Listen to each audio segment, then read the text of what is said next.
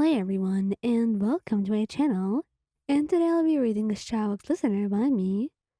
So let's get into it. Xiao had always been an enigmatic figure to you. His piercing gaze and stoic demeanor were quite intimidating at first. But as you got to know him, you had discovered the gentle soul that lay beneath the surface of whatever he showed everyone around you. Despite being an adepti and supposedly not needing sleep, he often found himself standing by your bedside, watching you sleep like he was some guardian angel. And honestly, at this point, he may as well be, with the way he made sure to always take care of you. It was cute, and the way he loved you so much. He was honestly too overprotective, but you could never be mad at him for it. And one night, as you were slowly drifting off into a peaceful slumber, you felt a presence in your room, a very familiar one. And once you opened your eyes, you found Xiao standing over you, his expression unreadable. Xiao, what are you doing here? You ask him, trying to rip the sleep from your eyes and see what's going on. You were kind of worried something wrong had happened, but then he uttered his reply.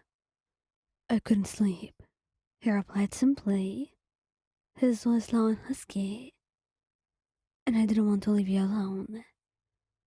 He worried about you a lot, and even though he was an adepti, sometimes he tried to sleep, so the thoughts in his head wouldn't keep eating away at him.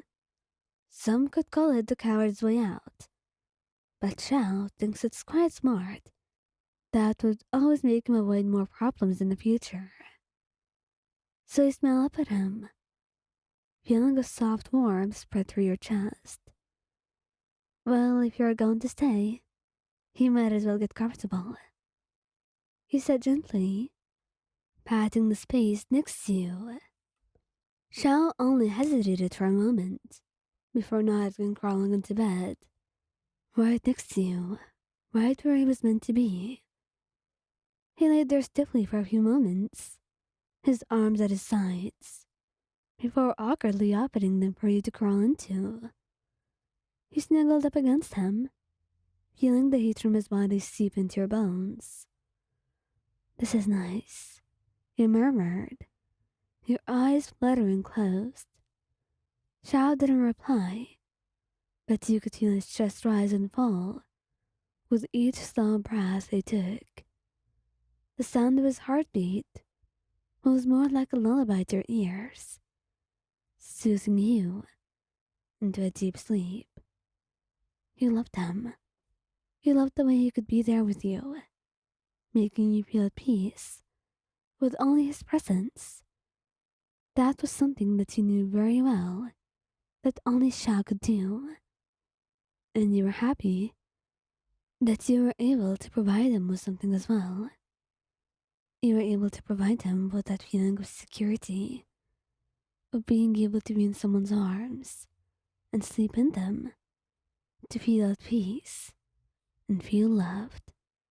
As he too closed his eyes and began to fall asleep, holding you in his arms, tightly now that he's gotten more comfortable. And soon enough, the two of you are asleep in each other's arms, content with what you were having.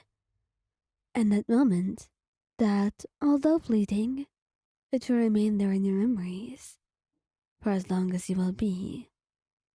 The next morning, you woke up to find Xiao was still asleep, his arms wrapped tightly around you. You couldn't help but smile, nuzzling your face into his chest, letting out a soft sigh.